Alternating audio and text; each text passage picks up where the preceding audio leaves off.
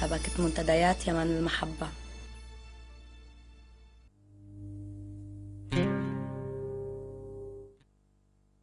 كان هذا سبب زيارتك؟ انك تشتري الملف خلاص؟ وما عاد تفعلي بها يا حبيبتي، كفاية عليش الصورة. لا أنا لازم أخذ الملف الأصل. الله الله الله الله، هذا صورتك بتهددي يا فاطمة. لا أهدد ولا حاجة، وامسك خذ الملف حقك. الله المستعان يا خال، كنا واثقين فيكم. الحق علي أنا الذي عملت لأمك صورة علشان تتأكد. ما كانش به لزوم. مش كنتي تشتهي تعرفي الحقيقة؟ أنا بنفسي أتأكد الحقيقة. وكيف هتعرفيها يا فاطمة؟ الآن من السهل نعرف أي حاجة، وعاد شوف خاطركم. يلا يا أنور.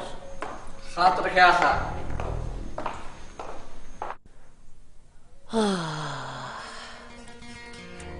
يعلم الله ما هي خططك يا فقير، لأن سكوتك هذا يوحي بالريبة.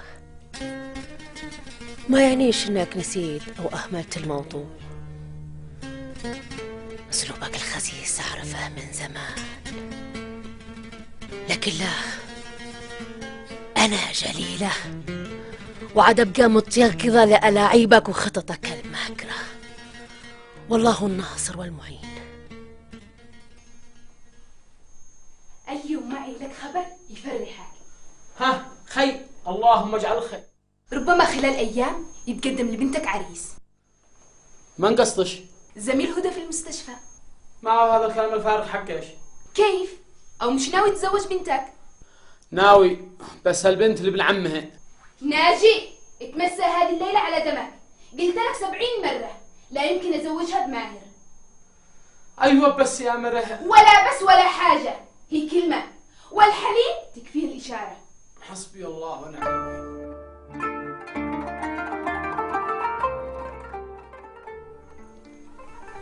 الوكيل. طيب إن شاء الله نصف ساعة وأنا عندكم. مع السلامة. استغفر الله. خير يا مدير، في حاجة؟ هذا اتصال من مكتب التربية، يشتوني يحضروا له. من أجل أيش؟ قالوا إنه في واحد قدم شكوى ضدي ويشتوا ينظروا فيها.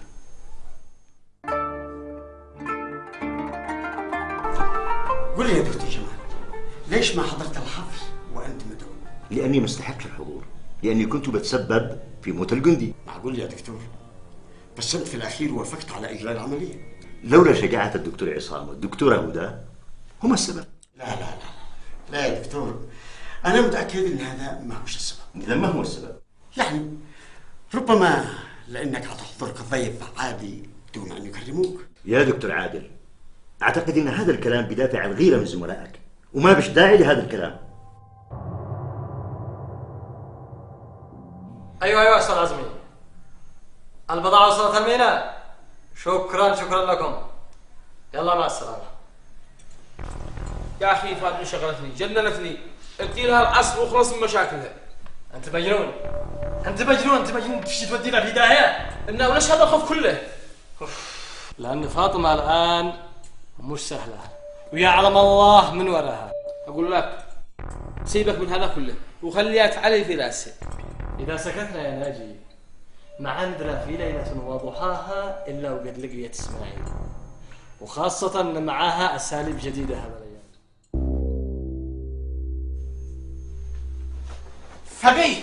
فقيه ابشر بالخير. ما حصل؟ وكيل المدرسة حق القرية ما فهم. عان الله عليه ورحله. بشرك الله بالخير. وكيف؟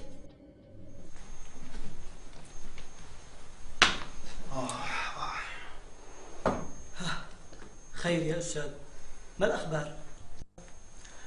فعلا مثل ما توقعت، الشكوى مقدمة من عبد الدايم، ومفادها اني اخالف الانظمة والقوانين في المدرسة. وما كان ردك عليهم؟ طبعا كان ردي واضح، وشرحت لهم في المكتب على كل الإجراءات اللازمة اللي اتخذتها لصالح التعليم، والحمد لله اتفهموا الموضوع واعتبروا الشكوى باطلة. كان المفروض أنهم يوقفوا عبد الدائم عن العمل أو يغيروا واحد بدله. هم اقترحوا علي هذا الشيء لكن أنا ما وافقتش. ليش يا أستاذ؟ مهما يكون عبد الدائم زميل وإنسان مسكين، وربما تكون نيتها حسنة. لا يا أستاذ، فمحاربة عبد الدائم لك أصبحت واضحة، وكان من الأدب وأنت مديره لا يتعداك ويشتكي بك إلى مكتب التربية والتعليم. معك حق، ومع هذا من حقه أنه يشتكي بي في حالة إذا شاف علي خطأ وما تراجعتش عنه. يا مدير، معاذ الله إن هنا شفنا عليك أي غلط، ومع هذا تسامحك وسكوتك على عبد الدائم يجعله يؤذيك أكثر. ما عليك يا عبد الكريم، أنا تعرضت للأذى أكثر مما تتصور، إلى حد أني فقدت أختي وكانت أحب الناس إلى قلبي، ومع هذا ما زلت صابر في سبيل أنه يبقى التعليم النظامي شامخا إلى الأبد، رغم أن أعداء ما زالوا موجودين إلى الآن. المدرسة الآن مسؤوليتك يا ناصر، امسك الإدارة. المدرسة في عيوني يا عاقل، وأنا في أقرب وقت أقدم ترشيح تكون مدير للمدرسة. لا لا لا لا، اعفيني عن هذا الموضوع أرجوك يا عاقل. ليش يا ناصر؟ أو خايف؟ مش هو مسألة خوف، المسألة أنه رغبتي في التدريس أكثر، ولو مسكت الإدارة ما أقدرش أواصل التدريس. ولا يهمك، امسك الإدارة ودرس في نفس الوقت. لا لا لا لا، صعب يا عم أمين، صعب. إذا كانت مدرستنا صغيرة ممكن، لكن مدرستنا ما شاء الله والإدارة تشيلها تفرغ تام. كان ما هو الحل نغلق المدرسة؟ لا لا، معاذ الله يا عم أمين، معاذ الله نغلق المدرسة، لكن شحاول بقدر المستطاع أمسك المدرسة لو ما تعينوا مدير ووكيل جديد. ألف مبروك يا دكتور على هذا التكريم. الله يبارك فيك يا الله. وعلى فكرة يا دكتور، احنا الليلة قررنا نعمل حفلة بهذه المناسبة، أو لا ايش رأيكم يمه؟ أعتقد ما فيش لزوم. وليش يمه؟ يا ابني أخوك احتفل معاهم وكرموه، ليش عاد لازم الإسراف ونحتفل مرة ثانية؟ معش حق يمه، وعموما يكفيني فرحتكم. على فكرة عندي لكم مفاجأة، الدكتور عصام قرر يتزوج. مش معقول، ايش الأخبار هذه الحلوة يا دكتور؟ ألف مبروك يا دكتور، عقبالنا. بس ما قلت لناش يا دكتور مين هي العروسة؟ هيا شفت يا فقيه عمل ابنك ناصر؟ ما فعل. احنا بنقنع الاهالي خلوا اولادهم في البيوت من اجل الفوضى في المدرسه، وابنك ناصر يقنعهم يرجعوا يدرسوا. ها؟ هكذا؟ ما رضيش عاصي والدي رحله؟ قبل ما نحدد موعد مع ابني لازم اعرفك على شخص عزيز وغالي عليك. ما انت تقصد؟ يعني انت مستعد لو رحنا للمقابله؟ اكيد، بس هو لا اعرف من هو. يلا نروح علشان تكون مفاجأة.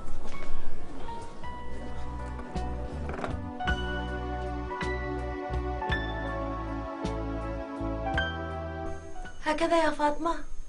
ما تسأليش عن أختش ولا كيف حالها ولا ما أخبارها. معلش يا فاطمة، ما حصلش. اوعى تكوني مثل اخوتيش ناجي ومحمود اللي نسوا انه معاهم اخت. ايوه يا جليلة. أما عن إذنكم شخرج لعند صاحبي وارجع. طيب بسرعة بس تأخرش. حاضر يا أم. لا والله جليلة، حبيت بس اتصل ليش لما قدوا معي خبر اكيد عن اسماعيل وابن اخي محسن. لا ابدا يا اختي، طلع اخواتي كذابين، مش مصلحتهم انهم يلقوه. انا عارفة ان هذه رغبتهم من زمان، ومع هذا ما تيأسيش يا فاطمة. ابن اخي محسن قريب منش، قريب قريب. احساسي يقول انه هو قريب منش يا فاطمة. قريب قريب. على العموم خلص يا جليلة، إن شاء الله نوجده في القريب العاجل مثل ما قلتي. مع السلامة.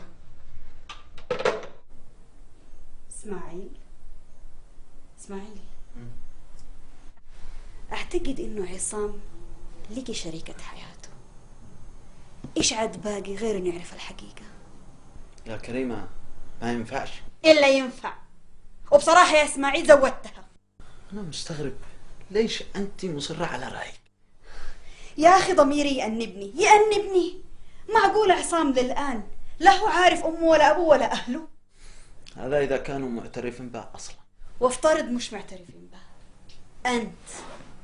أنت واثق من أختك الله يرحمها؟ كل الثقة. خلاص، وأنا متأكدة إنه عصام هتكون عنده نفس الثقة حقك. طبعا أعرفك الدكتور عصام اللي كلمتك عنه، عمتي فاطمة أحب الناس إلى قلبي. وبعدين يا عمة وين أنور؟ أنور خرج عند صاحبه ويرجع الحين. تفضل.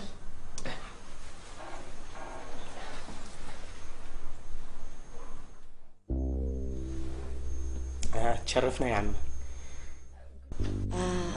قول لي يا دكتور عصام، قد سبق وتقابلنا من قبل؟ ما اعتقدش والله، ما قد حصل لي شي شرف. عجيب. وش العجب؟ كني عرفها من زمان.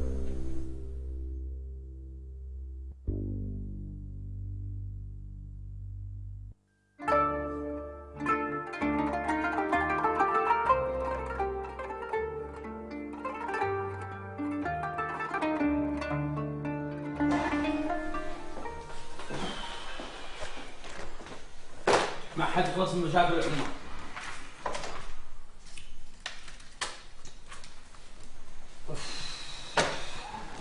هيا مالك صلي على رسول الله، أكيد شاغلك موضوع فاطمة. سبحان الله والقلب الذي معك يا ناجي، بتشوفني قلق ليل ونهار من المصيبة التي ممكن تفعلها لنا فاطمة وانت ولا في بالك، مبورد تماما. ما تشيني حالك. نشوف كيف نوقفها عند حدها. هذا يخليها تصر على رأيها أكثر. أنا عارف بعنادها. طيب وما رأيك؟ ما هو الحل؟ ما هو الذي نسويه؟ أحسن حاجة نتجاهلها، وهي عاد تدور شوية وتشوف إن ما مش فايدة وتنسى. تفضل. شكرا يا عم. يعلم الله يا عم فاطمة إني ارتحت ليش وكأني عارفش من زمان. وأنا نفس الشيء يا ابني. أنا كلمت عصام إنك أول من أخذت برأيها. طيب وما هو الذي توصلتوا له؟ عصام يرى أن أول خطوة تحديد لقاء بين أبي وأبوه. بس أنا مصر الآن إن أبي يتعرف على عمتي فاطمة في البداية. ليش؟ عشان يشوف أخلاقي شو طيبة شي عم فاطمة، ويتأكد إنه هدى من عائلة طيبة وعريقة. يا إسماعيل، أنت إنسان متعلم وواعي وتعرف تفرق بين الحلال والحرام، وتبنيك لعصام وهو ابن أختك ومسميه على اسمك حرام حرام، ما يجوز في الدين. بقول الله تعالى: ادعوهم لآبائهم فإن لم تعلموا آباءهم فإخوانكم في الدين. صدق الله العظيم. صدق الله العظيم. أنا معك ومعترف ندمان على اللي فعلته، لكني مش معصوم من الخطأ. بس الظروف اللي أنا مريت فيها كانت أقوى مما تتصوري، واضطريت أن أخفي اسم أبوه خوفا عليه من القتل. خلاص يا إسماعيل، هذا شيء راح وانتهى يا إسماعيل. أنت الآن لازم تتوب وتستغفر لذنبك، على الله يغفر لك. أهم حاجة ومش عارفة بالموضوع. طبعا ومؤيدة للموضوع تأييد كامل. إذا على بركة الله حددوا موعد للتعارف مثل ما قلتوا، وأنا عن نفسي أقترح إنه أم عصام جيت تعرف على أمش يا هدى.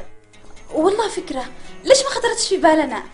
هذه الأصول حسب عاداتنا وتقاليدنا. بس لي رجاء يا عم فاطمة إنش تكوني موجودة. إن شاء الله.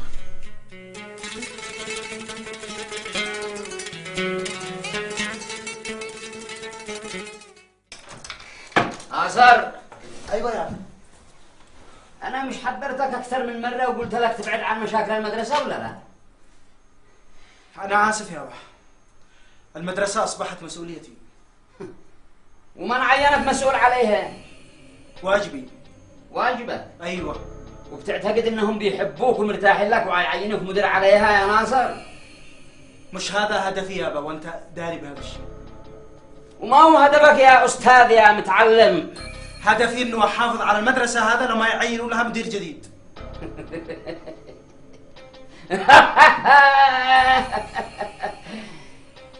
احلام يا ناصر. المدرسة ضاعت وقريب عتنتهي ويبدأ عهد جديد، عهد عاد أخليك تتبعه غصبا عنك.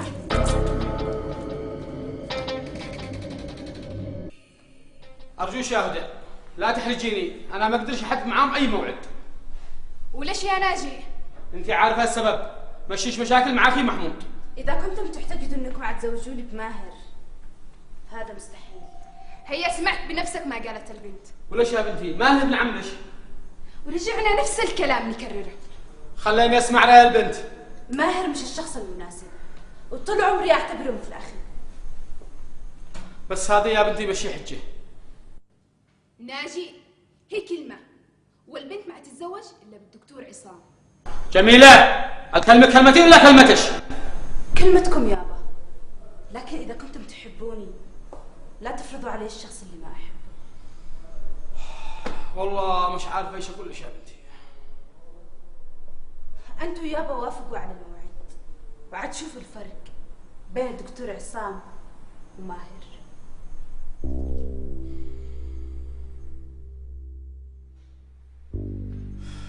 أنا عارف إن أنتم لا بتحبوني ولا بتهتموا فيني ولا بتعتبروني ابنكم. ومن الذي يقول لك هذا الكلام؟ مالك يا ابني؟ باين مش مهتمين بموضوعي أبدا. قلنا لك خلاص، واعتبر هذا الموضوع منتهي، كن اسمع الكلام. أسمع الكلام ولأي حين لو ما تطر علي يا هدى. ومن الذي قال لك إني عطير أو هي عصفورة تطير؟ خلوا المزح يمه، أنا متأكد إن في حياتها شخص ثاني. وكيف عرفت؟ قلبي حاسس. هيا بطل حقك الهبالة، قلبي حاسس. وكما تأكدت قل لنا واحنا عنرويك ما نفعل. أدبت ولد ناصر؟ أدب من؟ ناصر بيعتبر نفسه المسؤول الأول عن المدرسة. أيوة، وهذه هي المصيبة، ولا نقدر نفعل معه أي شيء. ولا تقلق، الأمور لا زالت في أيدينا. هاي ادي تلفونك وأنا عاد أقول لك. ومن معي واحدة؟ طول عمرك ما بيش معك واحدة، لكن أنا باقي معي شوية. أنت دائما يا فقيه هكذا، يعجبك تخسر الناس. أنا قلت خليه للضرورة. ألو نوري، نور الله قلبك. اسمع الكلام الذي عاد أقول لك. بلغ الخبراء وقل لهم أن الثمرة أينعت وحان قطافها. بارك الله فيكم، مع السلامة.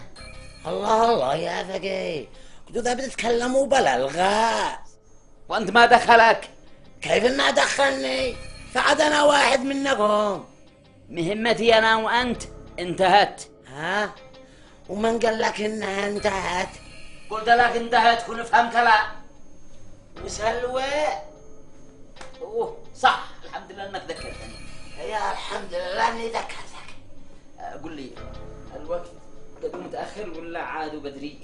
بدري من عمرك يا فقيه، عاد احنا لا في أول الله. خلاص الموعد بعد نص الليل وعرف أمور. أشهد أن لا إله إلا الله، أشهد أن محمد رسول الله.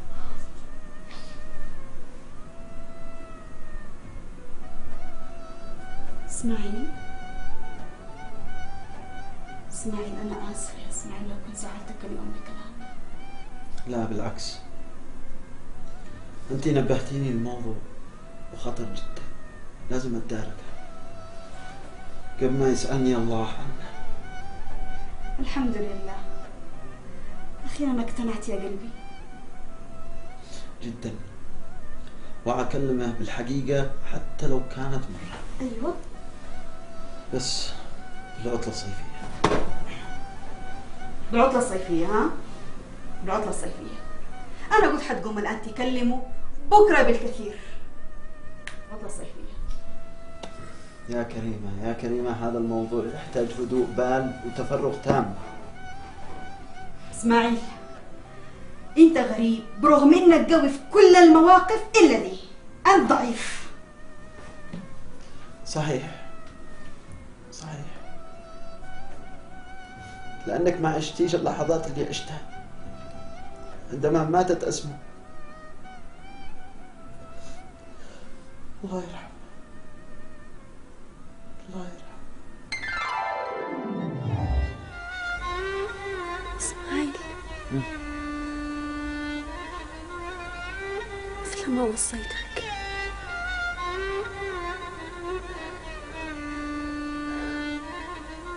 أنت أبوه.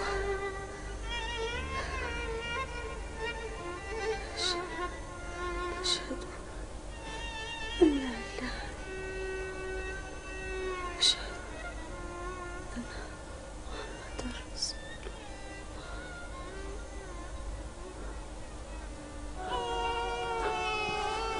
اسمع،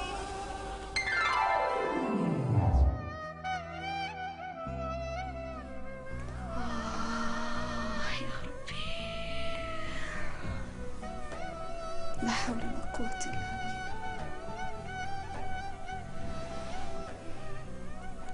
يا إسماعيل، أنا مقدرة والله، أنا مقدرة إن المأساة كبيرة.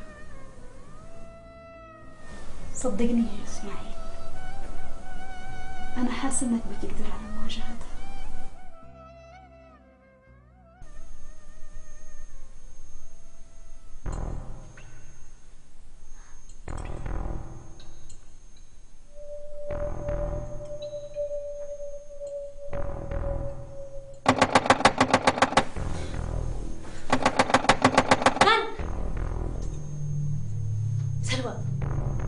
سلوى، ايوه يما، ما تشتو.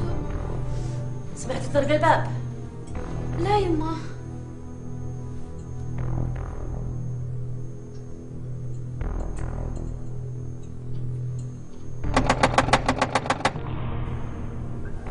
بعدين من الذي يعجلنا في وقت متأخر مثل هذا الوقت؟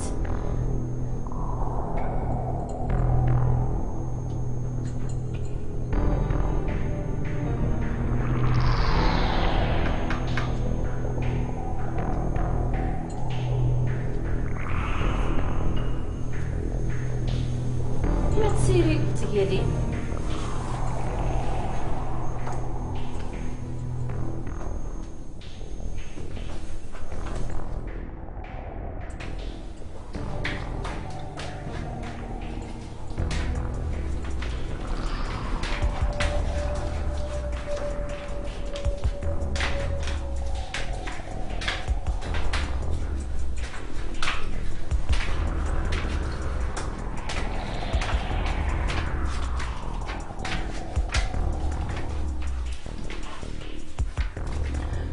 من بالباب؟ افتحي يا جليلة، أنا الفقيه غازي. وما تشتي يا فقيه هذا الوقت، ما تستحيش على نفسك. أشتي أكلمش في موضوع، افتحي. ما عاد افتحش. هكذا يا جليلة ترديني من باب البيت؟ ما عاد افتحش.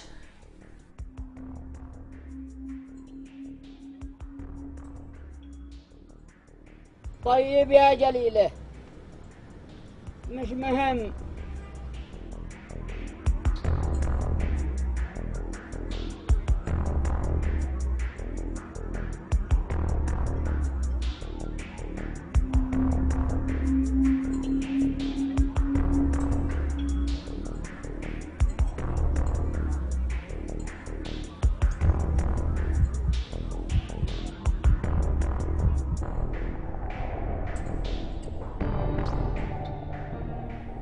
أنا عارفة الفقيه ما يتركنا في حالنا.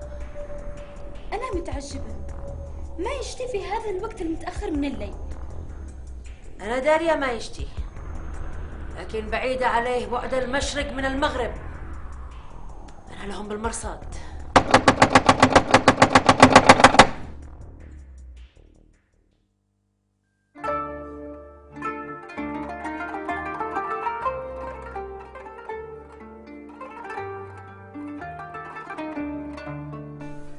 ممكن أعرف يا أستاذ عبد الدايم ليش بتحرض المدرسين على الإضراب؟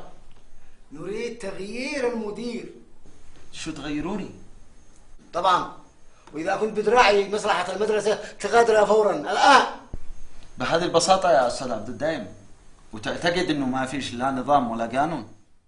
طلبات المدرسين فوق الكل.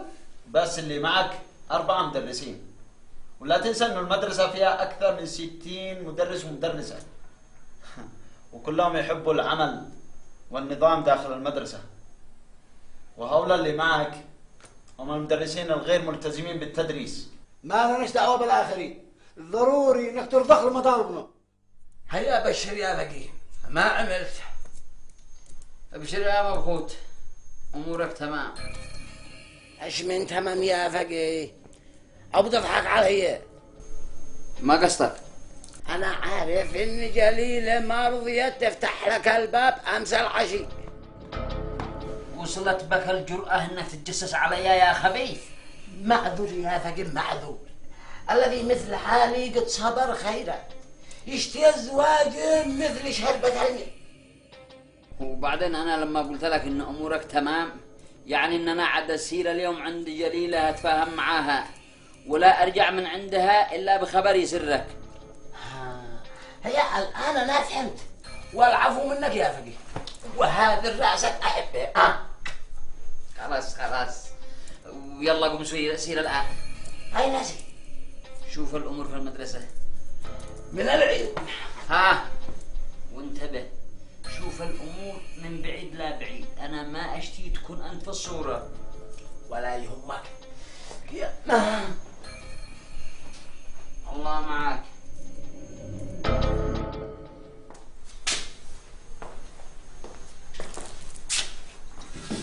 هيا كيف الامور يا استاذ توفيق؟ ما اكذبش عليك يا استاذ ناصر، الامور مش ولا بد في المدرسه. الطلاب يتناقص اعدادهم كل يوم، ومعظم المدرسين غايبين. ولا عليك يا استاذ توفيق، ولا عليك. احنا نحاول جميعا بقدر الامكان نعيد الاوضاع على ما كانت عليه. ما اعتقدش يا استاذ في ظل عدم وجود مدير للمدرسه.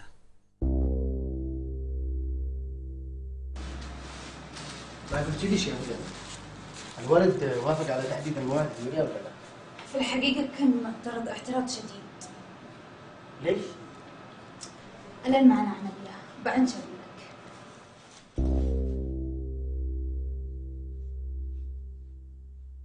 طيب يا جليلة، يمين ما راحت ليش، وإذا ما خليتش تندمي ما أكون الفقيه غازي.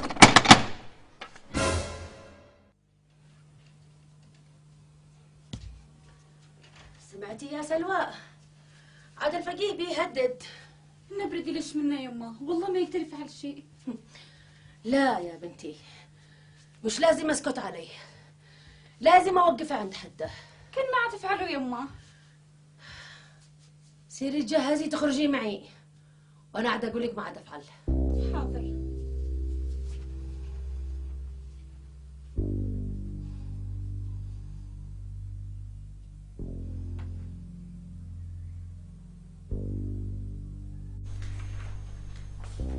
خير يا شباب، اي خدمات؟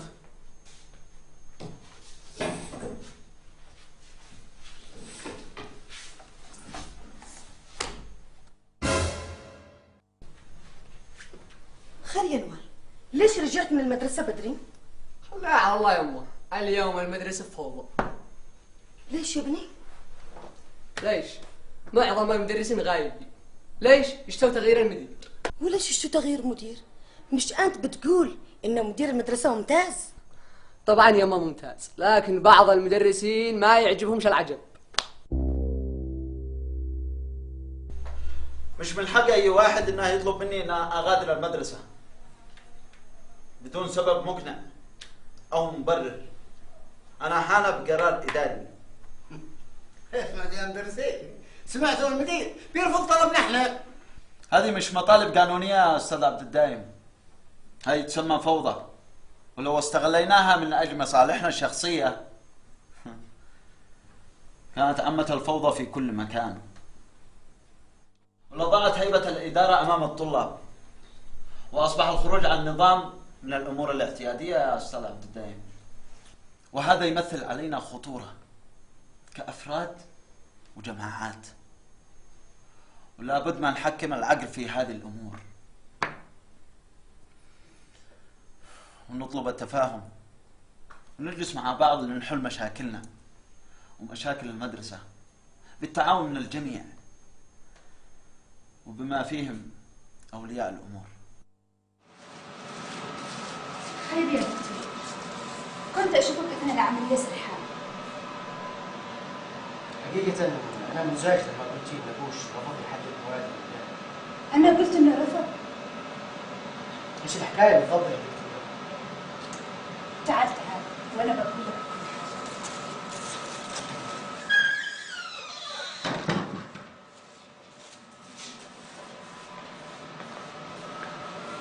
اسمعي يا ولد، أنا أشتري تكون لي عين للدكتور عصام والدكتور هدى وتقول لي أخبارهم أولا بأول.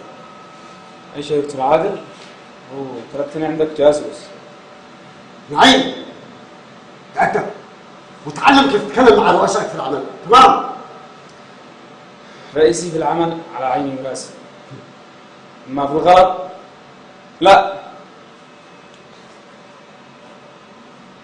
طيب يا نعيم، طيب خليني أتخلص أول من هؤلاء الوحش وبعدها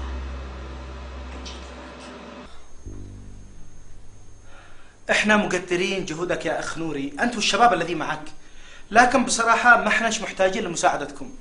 واحنا من شباب القرية ويهمنا مصلحة المدرسة، ولهذا قررنا نتطوع وندرس فيها. شكرا يا اخ ابكر، شكرا انت والاخ نوري، لكن بصراحة المدرسة ما تحتاج متطوعين وفيها اكتفاء ذاتي من المدرسين. وأين هؤلاء المدرسين؟ من حقكم الكذب، أكثرهم غايبين.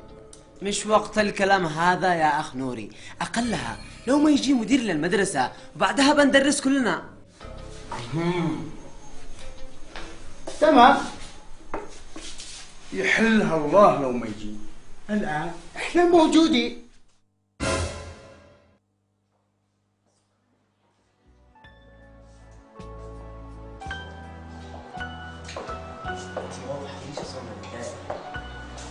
أنا قلت لك أبيك الرافض وبعدين قنعنا. يعني وافق. إذا الحمد لله.